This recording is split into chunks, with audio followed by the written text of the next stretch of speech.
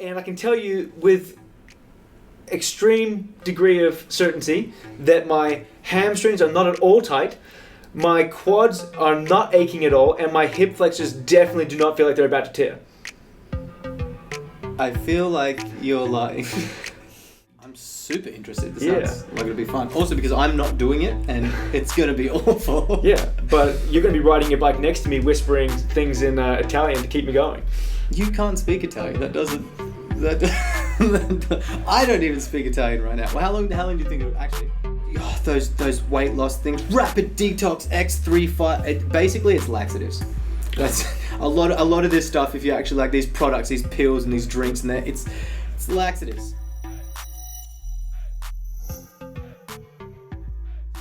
Ciao. Why? Ciao. Why? Italian.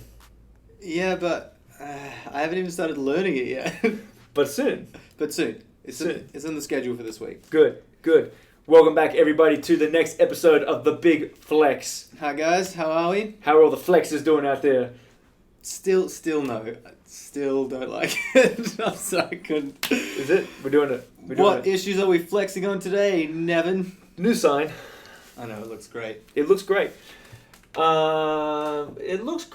I unfortunately paid for this bad boy before I realized I had to close the gym down. So, little trick for everyone out there when making investments and purchases is just pay the deposit. Yeah, that's unfortunate. But it looks great, and I'm pumped that we have it. Anyhow, so good. It looks really good. I really like it. It's got a little bit of 3Dness. Hopefully, the camera picks up to it. You but went all out with that sign. It looks pretty good. Fantastic. Anyhow, enough of the sign. It looks pretty good. So I did my first run earlier this week. Yesterday. How did it go? I can tell you how it went, Adrian. Is that I did just a 3K run, and I held it all sub-marathon pace that I want to hold. What's sub-marathon pace for 3K? Well, we're going to talk about this a little bit as well. Okay. And I can tell you with extreme degree of certainty that my hamstrings are not at all tight, my quads are not aching at all, and my hip flexors definitely do not feel like they're about to tear. I feel like you're lying. Nope, I'm feeling pretty good. Alright, ego aside though, how are you actually feeling? Yeah, a little sore, but not too bad actually. Not as bad as what I thought it would be. First run, and actually is quite funny because I recorded it all with my watch and the heart rate monitor, and I used to have a watch ages ago that did this sort of thing, and upload it all to the Garmin website. Yeah. So I was back on there checking, and I just did not used to run a lot. So the furthest I've ever run was I did do a 12K seated to surf back in 2005. Okay, but that's off the back of some pretty high level rowing and cross country training to be fit for rowing. So I could run a little bit. So I did a reasonable 12K run then, and then flash forward 10 years from that point with minimal running in between. I did a 9K run as a part of a pre-season group bonding experience. Thanks very much for that, Kian. Where we ran the bridges at the river. So you start on the South Foreshore and you run over the Narrows, past Elizabeth Quay, over the causeway back to the South Foreshore. It's about 9.5 Ks, I think. And apart from those two runs, I've done nothing more than 2 kilometers at a pop. So I did 3.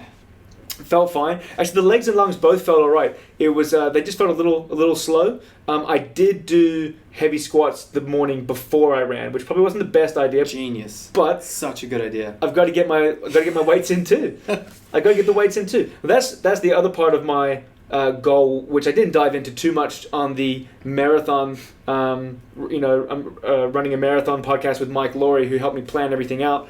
But I don't intend to just shrink away and run and not be able to lift anymore. My intention is still have some pretty reasonable lifts. So I want to have a big deadlift and a big squat at least when I finish this run as well. So what was it that you said? You said that you wanted to have, was it double bodyweight squat? I said that originally, but spatted off some numbers. Yeah. So I spatted off some numbers, and I think this is maybe a better way to look at it, is that if I think about what my goal weight will probably end up being when I'm doing the marathon, I'm thinking mid to high 80s. Yeah. So it's about a 20 kilo loss, 18-ish kilos. So if let's just throw a number out there, 90 kilos. Yep. I definitely can squat 180, and I'm sure even at that weight I'll easily be able to squat 180, maybe probably over 200. So kilograms, not pounds, for those people listening in the US. Kilograms. So I was thinking, well, 2 would be probably too easy. So maybe my goal should be a 2.5 times body weight squat. Well, I mean, first, before you set those goals, I guess first you would have to check what currently competing marathon athletes are actually doing for their strength conditioning, and then see if that's reasonable or not. Like, I don't think that currently competing marathon runners are squatting double body weight. No, I guarantee hardly any of them will be squatting double body weight. Based on almost nothing, but yeah. Just general experience with how hard it is to squat double body weight. I don't think it's as important to squat that heavy. It's more just maintenance and conditioning generally to make them... Right. Like, performance enhancement doesn't necessarily mean you have to push the envelope, which I think that is for normal people, not people going from powerlifting to marathon running, you know. But that's why I want to do it. So I want to have a good squat. Now maybe this should be a side challenge to any endurance athletes out there that have really good squats and deadlifts. Let me know what you can do, and maybe we'll battle it out. Well, that'd be interesting, because I think I would like to see what the limit is. What's too much? If you squat twice your body weight, is that beneficial, or is it too much and it's going to tire you out? Maybe your central nervous system isn't getting enough rest, so you can't put in the work and do the endurance. How it's actually going to affect the sport, like on the parabola of effectiveness, where does that become too much? That would be interesting to see. Could be interesting. Yeah. I had a good sort of Zoom meeting with Mike Laurie, who is a professional triathlete that I was talking about, and I've uploaded that video already, so you can go back and check it out. I'll even put it. Oh, this is the first time I'm going to use that little button in the top of the video that you can click and it will take you to a different video. Hey. Yes. Cool. So we basically went over how to structure a marathon, and I'm going to be doing some more regular posts about that. But it's really similar to a gym program, where you periodize. So basically, if we're breaking it down to a 4-week block, a 4-week macro cycle, we're going to be going, or mesocycle, we're going to be going a little bit more intensity and volume for the first 3 weeks, and we drop it right back on week 4 to let the body recover. So I'm basically going to run my gym sessions in sync with that same periodized plan. Cool. So I'm going to increase my intensity over the next 3 weeks, and as you know, most gym sessions, the volume will decrease as that intensity and the weights that you're lifting go up. And then week 4 I'll recover. So I'll still train running and gym, but I'll back those numbers down a little bit. So then how does that work with the way that you're going to be running? Because obviously the way that you measure a marathon is by how much you can run. So you're increasing the volume that you run each week as well. So then as you go heavier and decrease the volume of your weight training, are you going to slowly increase the volume of your running as well? Or are you going to offset it in a different way? Maybe in the week that you have off from weight training, or that's a deload week, you're going to increase the volume there. Are you going to try and offset it, or how are you going to try and make that work? So I'm going to keep it in sync. So I'm going to run basically 3 weeks of increasing intensity for running and weights, and then the 4th week is the deload week For both. Yeah, okay. for both. And I think that will work. But it will be interesting, and it's going to be something that I can monitor going forward. Hey, my legs are just too tired to get these runs in. Basically, I'm only doing 2 lower body sessions, 1 squat based, 1 deadlift based, and then 2 upper body sessions, right? So the upper body sessions I feel like won't have that big an impact on the running. And how many days are you doing running? Running, it does change week to week, but usually 3. Okay. Usually 3 runs, 2 short and 1 long. Yeah. Right? So the long run is going to definitely happen on either a no gym day or an upper body gym day. Yeah. Whereas the short runs, like I did a short run and squats on the Monday just to get my Monday started well, and to make sure that I was going to get through everything. And again, it felt fine. Like the legs were a little tired, but my pace felt fine. My lungs were burning a bit, but that's to be expected for not doing any fitness for the last so many years. I'm just interested to see how the effect, like, you know, I think a lot of other people maybe don't know. When you squat heavy, deadlift heavy, when you lift heavy, it's really taxing on your central nervous system, and it takes a lot to recover. And if you do too much, and I know personally from trying to do 6 different training styles in a week, trying to do too much and having a periodized heavy weight training program, your performance decreases. The other skills you just can't. You don't have the energy, you don't have the gas. Sometimes it's too much. It'll be interesting to see if it's hurtful or helpful? You're not wrong. You can do too much. And this is exactly what Mike was talking about as well. You don't want to burn out. You want to make sure you're doing everything well. And I'm taking it seriously because I've put it out there to the world now. Yeah. And people are going to give me a hard time if I get a terrible time or if I pull out or if I get hurt. So I'm taking everything seriously. So basically it's 4 gym sessions a week, periodized. I'm not just going crazy. It's just general strength at the minute. So the first 4 week is a general strength block. So I'm working between 3s and 6s for my main lifts. Working downs, 6s, 5s, 4s, 3s, and then for my secondary lifts, I'm just working around the 6 to 8s. So then, is there a goal with your weight training as well? Are you trying to see how heavy you can squat and deadlift while you're still running, or are you going to try and just hit, let's say, 2.5 and 2.5 body weight for each lift and then leave it there? Or are you going to see how your performance goes with the marathon running and with the weights and keep ramping it up, or are you just going to have a cap or just test it out? Oh no, there's no cap. I'll be going for 1 RMs after either give me like a couple of days after the marathon to recover. Yeah. But I'll be going for 1 RMs within a week of the marathon. And I'm not going to just cap it at 2 or 2.5 times body weight. No, I'm going to see what I can do. I like it. I'm intrigued. I'm super interested. This sounds like it'll be fun. Also because I'm not doing it and it's going to be awful. Yeah, but you're going to be riding your bike next to me whispering things in Italian to keep me going. You can't speak Italian. I don't even speak Italian right now. Well, how long do you think it'll take you? How long do I have to learn Italian? Oh, you have 12 weeks. Hey, what's the running a marathon episode 1? I've already posted it. It's going to take 12-week plan. 12 weeks. I've got 3 months to train. So I'll just run over with everyone that didn't watch that one. I've got 3 months to train, so 12 weeks.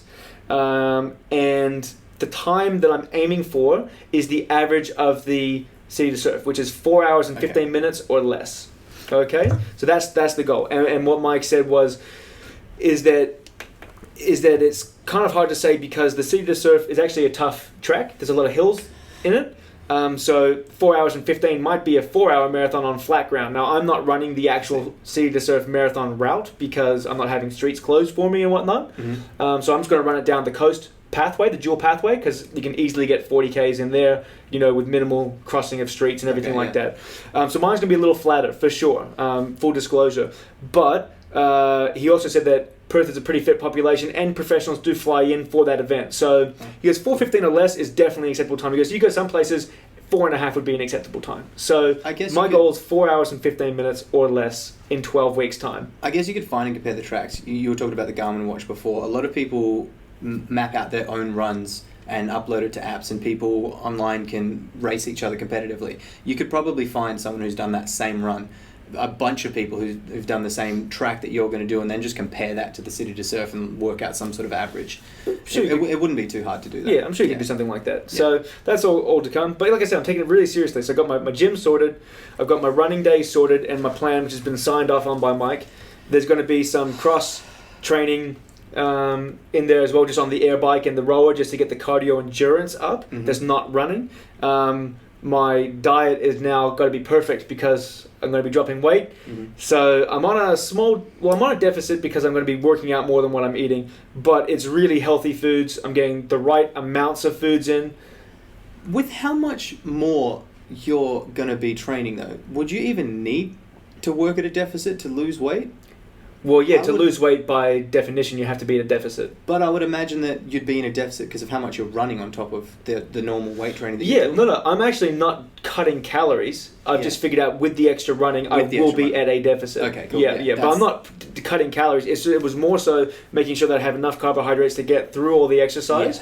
Making sure I'm getting enough protein that I'm not going to be wasting away, and then filling in the rest from fats. So they're my 3 things. Get enough protein so you don't waste away. Make sure you have enough carbs so you have energy, because I'm not doing a ketogenic diet where it's no carbs. And then fill the rest in from fats. And I'm just making sure I'm getting good, whole foods, nutritious, high nutrient dense food. So I'm really excited to see how it goes. But I'm also making sure I get enough sleep in. I'm going to bed early and get my recovery in. So it should be an interesting 3 months. That's an interesting point, actually. I think that's really important as well for a lot of people listening who don't know much about nutrition, that you're one of your goals is to lose weight, and the way that you're going to do it is to work at a calorie deficit. But I don't think a lot of people realize the different ways that you can do that. So working at a calorie deficit doesn't always mean eating less or eating different foods. Just like you said, you calculated roughly how much extra you're going to be training, how much extra calories you're going to be using, and instead of just cutting food out of your diet willy-nilly trying to work at a deficit, the extra training is what's worked. It's a very calculated way of trying to lose weight and work that in with a performance goal. A lot of people I think have trouble with that. I know a few people who just think eating less means losing weight, and that doesn't always... It doesn't, and it can actually be quite detrimental to you. Well, Exactly. we can throw out a really basic explanation about how weight loss works, and there's actually a really great mini-series on YouTube by Lane Norton, BioLane, on his page, which I think is a 5 or 6 part series, and it breaks down weight loss. And he's got a PhD in nutrition, and he was a world record powerlifter. He does bodybuilding. He's just on point about everything. So check that out too. BioLane's his channel, but he it's a really simple, and I'm sure nutritionists all around the world are going to chastise me for my very elementary explanation of it. But basically, there's a few things that contribute to how many calories you're burning in a day. You have your basal metabolic rate, which is just basically how many calories you need to survive. So if you were to just lie in bed all day not doing anything, you still need a certain number of calories to function, and that's your basal metabolic rate. Then you've got your calories that you burn from everyday things like just walking around doing your chores. Okay, that's non-exercise but still moving around.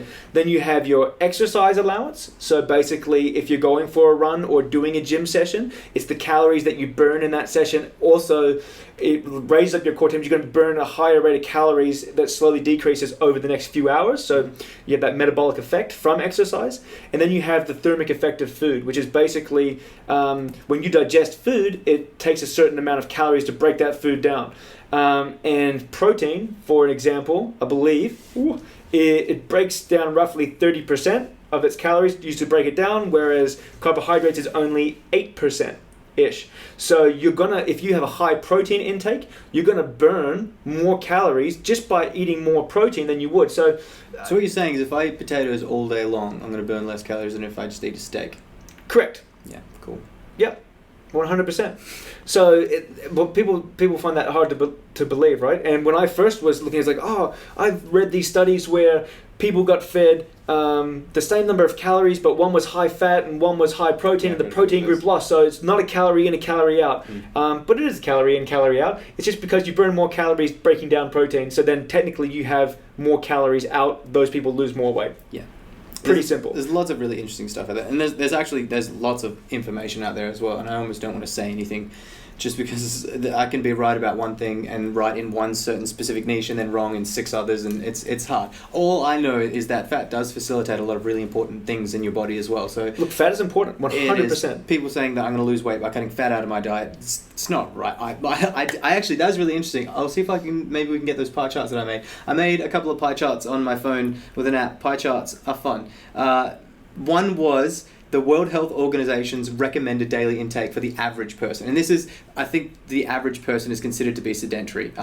General population between, it's like 20 and 45. It's really, really broad. But the percentages that they had there versus the percentages of my diet while I was doing carnivore, it was vastly different. I think I had 2% carbs, over 70% fats, and the rest was protein. I had mostly fat in my diet just because of the fatty cuts of meat that I was having, and I was only having meat, and I feel better than I've ever felt in my entire life. I'm leaner than I've ever been. I'm stronger than I've everything that I've ever been in my whole life. And compared to the World Health Organization's recommended healthy lifestyle diet split, I mean, it's like I come from a different planet. And the more I learn about nutrition, the less I know about nutrition. I don't understand how it makes sense. I feel great, and it just doesn't make sense. I'm very confused. I don't know anything about nutrition anymore. It's flipped. This whole carnivore thing has flipped my understanding of nutrition completely on its head. We all know how reliable the World Health Organization is, saying that we don't need to worry about closing borders, and China's doing a great job containing this coronavirus. One thing I do agree about is that they technically classified one of the biggest threats to our health as a planet is the anti-vaxxers. The anti-vaxxers? Yeah, we can all get on board with that. Yeah. But yeah, it's just interesting to see like what the kind of the standard is, and then what I was doing and how vastly different it was. And if you eat like that, if you use their split, then it's like generally healthy. But the variations that you can have and still be very healthy, it's huge. So it's there's lots. So I would just say, read as much as you can. But it's there's a lot of information out there. It's hard to know what's what. And I want to say this. I want to say do your own research. When I say do your own research, Google Scholar is a good place to get your information from. Don't get your information. Not Google. Not Google Scholar, actual articles, and anyone can release an article. So peer-reviewed studies are the best place to look, because that's as accurate of an information set as you can get. What do you think about nutrition after doing the carnivore thing as well? You did do a month. I did 1 month, yeah. We will do a separate podcast, I think, on the carnivore thing with a few other people, or one other person, or we haven't decided just yet. But just briefly, what do you think about the whole carnivore thing? I enjoyed it. It is a form of a ketogenic diet, which I've done before. When I finished playing rugby, I went on the high fats, no carb, to drop a bunch of weight. And again, it still comes down to being a derivative of calories in versus calories out. You just are more satiated when you eat high protein and high fatty foods, and if you eat carbohydrates, you just keep eating them. So, but I enjoyed it. There was definitely some close calls with the bathroom early on. It was dangerous. Especially on squat day, it was dangerous, but got through it all unscathed. But no, I felt good. And then the main reason that I was doing it was to do it in solidarity with Dad, who had some autoimmune responses, negative responses, and then that seemed to help clear that up a lot. Yeah. So, but that's actually in a different podcast I've done with him, Chasing World Records series, which is going to get released soon. I'm excited about that. Your dad is a very interesting man. He is an interesting character. Yeah. But yeah, nutrition is great, but you got to take it all with a pinch of salt, guys, because for every article that says one thing, you can probably find something that says a different or a contradicting statement. So just use your common sense. Try to find people that are respected in their field of nutrition to get advice from, like Lane Norton. He's a smart guy, and I get a lot of my information from his side. Yeah, if you want reliable information, it should be peer reviewed. Anyone can release a study, and that's one thing I think is really important, because a lot of newscasters do that, where they say a recent study has, and it's not recent studies. Recent studies. They're not founded in anything. A lot of the time are taken away afterwards, and they backtrack. And it's peer-reviewed studies. That's where you can get reliable information. The problem with what you see on TV, new superfood drops weight like crazy, but it's all a scam. A scam. It's snake oil. It's all of it. Basically, a lot of the time is they'll take a very small bit of information from a study, which the study's consensus might actually be different to what they're presenting to you, but they'll take a little sentence. Yeah, sentence, and then they'll frame that as in this is the next big thing, and it's very it's essentially taking something out of context. So if I say something relating to a group of people, and maybe it's relating to you, and I end up explaining myself saying this Nevin is a nice guy, but at some point in there, you take a very specific sentence out of that, and it sounds like I'm a racist and I hate you. It's essentially just taking something completely out of context and taking a small piece of information and then say that small piece of information is what the study presents, or it's not. And this is why you have to be very skeptical when you see these sort of news articles or clippings. Mm-hmm. It's actually a very interesting phenomenon called the Gell-Mann amnesia effect. The what, sorry? The Gell-Mann amnesia effect. Gell-Mann amnesia effect. I'm going to drop some Explain fun yourself, facts on sir. you here.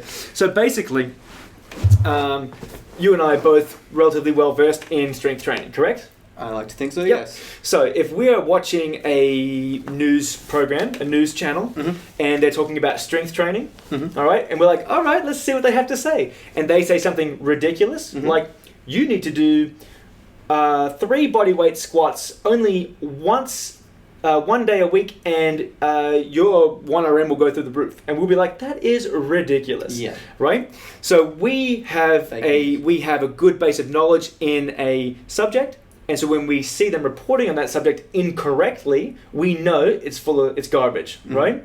But the very next announcement on that same news channel might be about something that we don't know about. So it might be on an engineering firm's input on some bridge, and we don't have a background in engineering, we don't know about this firm, we don't know about this bridge, but we believe what they tell us because we don't have a background in it. That's the Goldman amnesia effect. Really, we know that they talked full of rubbish on the segment before. We should then assume that all their stuff potentially is full of rubbish. But people don't. And it's called the Goldman amnesia effect. Don't be a sucker, people. I think a good takeaway from this would be if you ever see a study or a recent study, or they should give a link to that study. If the information you're getting doesn't provide links and they don't provide the actual information that they're talking about, completely discount it. And if they do, read it yourself. Read the entirety. Read it yourself. If you want to look at scientific articles, the abstract, if you don't know much of what you're reading, you can read the abstract. It's a basic kind of condensed version of what it's about. So they tell you the results they got. Still not super accurate. You do best to just read through the whole thing and then figure out what it's actually about and make up your own mind. This is the problem with just the abstract as well, is that you're just taking their word for it, and really you might go through how they came to that conclusion and be like, oh, this wasn't really the best designed experiment. And that's something as well that they drilled into us at uni. Don't just read the abstract. And it's easier if I just read the abstract, then I can just put that in my references. But if you actually end up going through and reading all the journal articles, then you find that the methodology that they use has nothing to do with what you want or the information that you're looking for. Maybe that abstract says a specific result, and then you actually read through the type of experiment's not even related to the thing you're looking for, and it's a little bit different. So you really need to read through the study. It has how they did it, it has the specific results, and then they even discuss their results and they compare it to other similar things that they've done or similar things in their industry, so they have something to compare it to as well. It's more holistic if you actually read through the journal article, the information that's released yourself, then you can make up your mind as to if it's accurate or not, which often it is not. Yeah, often it's not. Yeah. But that's probably the best advice, is just to read their links in its entirety, and if it's designed well, it should make sense to laymen as well. Yeah, get into the habit of trying to find the information that people are just pushing down your throat, because a lot of the time it's not very reliable, and it's a good way to try and lose as much those weight loss things. Rapid detox X3 basically it's laxatives. That's a lot of this stuff. If you actually like these products, these pills and these drinks, and it's laxatives. What do you think about all this stuff? Like, I feel like you haven't sold your soul, and you keep very true to your brand, and you don't blow smoke up people's butts in terms of. You just don't lie to them. You tell them the truth, and I try whether my they best. like it or not. What do you think about all of this Facebook and Instagram and social media marketing? Yeah, I think that unfortunately there's a lot of clickbaity stuff, and I think that a lot of the bigger, I think firstly a lot of people are trying to sell stuff, and then also a lot of the bigger media companies, they need the clicks, so they just drop a clickbaity title on. The article's got no substance to it, it's all rubbish, or the product's no good. But that's sort of what the world is at the moment. So you just got to be smart and actually use some common sense and look into it thoroughly yourself.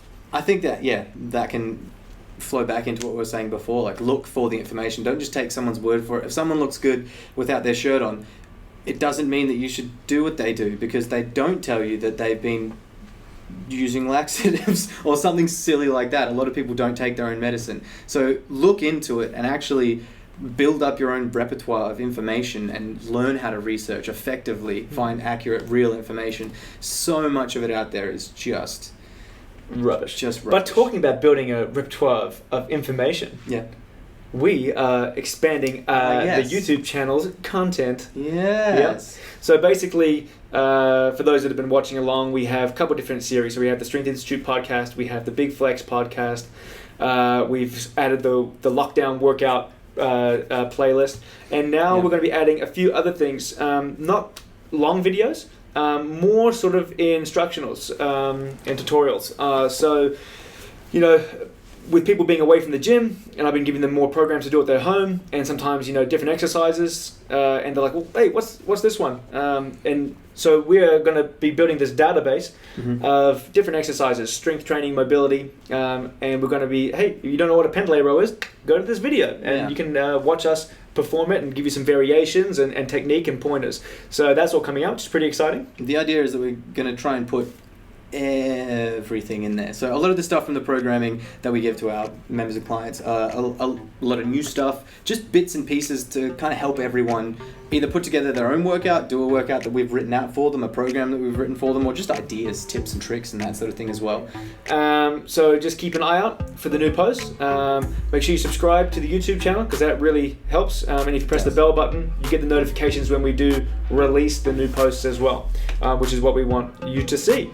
So hang tight, keep working out, join in, subscribe, and we'll be back soon. And for all our members out there, all of our clients that are still training at home, watch those videos, get onto the videos, and comment. Tell us what you want, even for this podcast. Comment. Tell us what you want. Tell us what you want us to talk about. Tell us some things you want to do. If you've got some ideas, just let us know. Lay it on us.